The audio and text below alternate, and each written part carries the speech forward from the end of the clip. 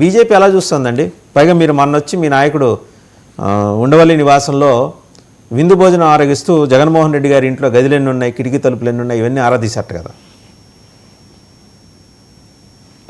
వాసుదేవన్ గారు, ముందుగా మీకు ప్యానలిస్టులకి 9 టీవీ వీక్షకులందరికీ శుభోదయం అండి. గత 10 రోజులుగా వాసుదేవన్ గారు ఎన్డీఏ కూటమి పార్టీల్లో ఉన్నటువంటి నిబద్ధతగా పనిచేస్తూ ఈ కూటమి 10 కాలాల పాటు, అది పవన్ కళ్యాణ్ గారు 15 ఏళ్ల పాటు కలిసి ఉండాలని ఏదైతే ఆకాంక్ష వ్యక్తం చేస్తున్నారో, ఏదైతే చంద్రబాబు నాయుడు గారు 10 ఏళ్ల పాటు ముఖ్యమంత్రిగా ఆయనే ఉండాలని చెప్పి పవన్ కళ్యాణ్ ఆకాంక్ష వ్యక్తం చేస్తున్నారు.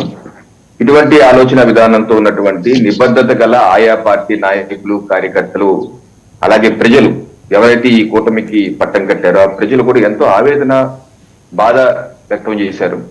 కనీసం ఇప్పటికన్నా సరే, ఈ రోజు కన్నా సరే, ఈ రోజు నుండైనా సరే ఇటువంటికి తెరపడాలని చెప్పేసి నేనైతే వాళ్ళందరికీ విజ్ఞప్తి చేస్తున్నాను.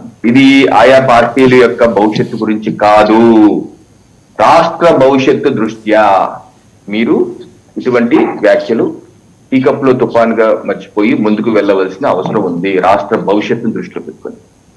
ఈరోజు వాసుదేవన్ గారు 7 మాసాల్లో మా ఎన్డీఏ ప్రభుత్వం అనేకమైనటువంటి విజయాలు, నభూతో నభవిష్య అన్నటువంటి కార్యక్రమాలతో దూసుకుపోతున్నాం.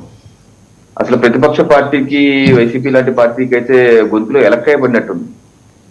ఈరోజు చూడండి, అమరావతి అడుగులు పడింది, పోలవరం పరిగెడుతుంది, విశాఖపట్నం స్టీల్ ప్లాంట్ కొనుక్కొచ్చింది, నిధులు వచ్చాయి.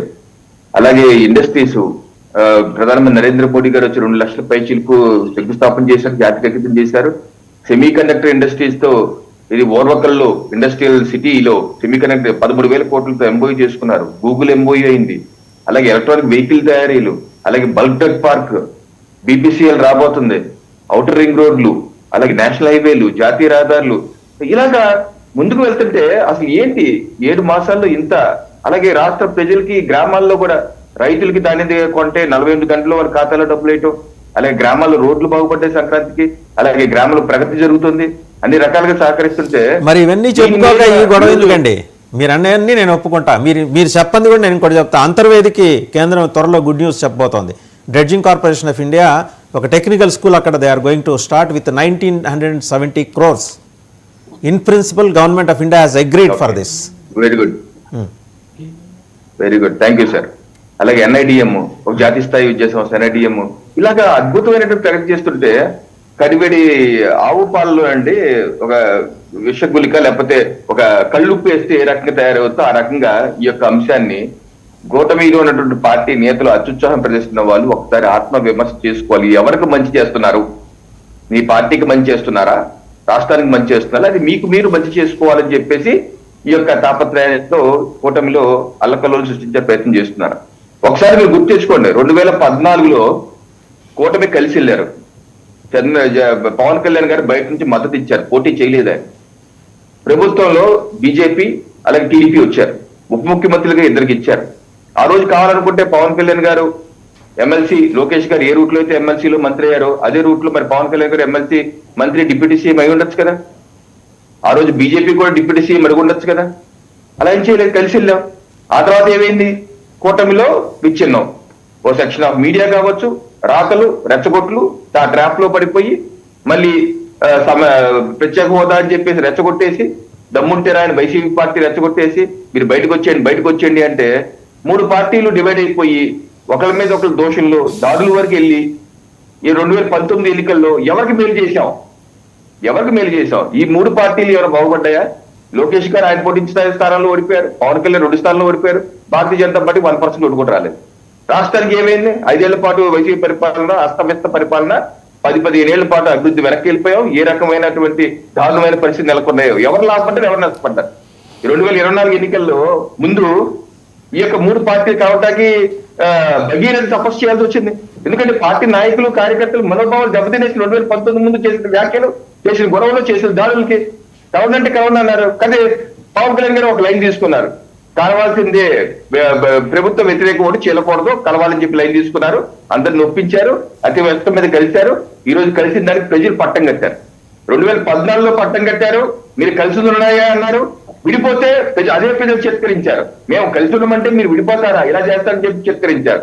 అలాగే 2024లో మళ్ళీ కలిసాం, ప్రజల ఆకాంక్ష మీద ప్రజలు ఆశీర్వదించి ముందుకెళ్ళమంటే మనం ఇవన్నీ మర్చిపోయి 4 గోడల మధ్య మాట్లాడుకోవాల్సిన విషయాలు, ఎవరు ముఖ్యమంత్రి అవ్వాలి అది నిర్ణయించేది ఎవరు?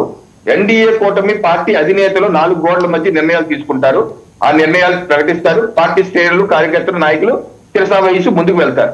4 గోడల మధ్య ఏదన్నా మాట్లాడుకోండి, 4 కోడల మధ్య మాట్లాడితే ఎలాగా? 4 కోడలకి మీకు తేడా తెలియదా? అలా తెలియకపోతే ఎవరికి నష్టం కలిగిస్తున్నారు? ఈ రోజు వైసీపీ ఛానళ్లు చూడండి, వాళ్ళ పేపర్లు చూడండి, వాళ్ళ యొక్క యూట్యూబర్లు చూడండి, వాళ్ళ యొక్క సోషల్ మీడియా విని చూడండి, ఏ రకంగా మళ్ళీ రెచ్చగొట్టుకొని ఏ రకంగా పండుగ చేసుకుంటున్నారు, విచ్ఛిన్నం అయిపోవాలని కోరుకుంటున్నారు వాళ్ళు. చూసారు 2024 ఎన్నికల ముందు కూడా దత్తపుత్రుడిని రెచ్చగొట్టారు, కలవకూడదని దత్తపుత్రుడిని రెచ్చగొట్టారు, అయినా సరే గెలిచారు.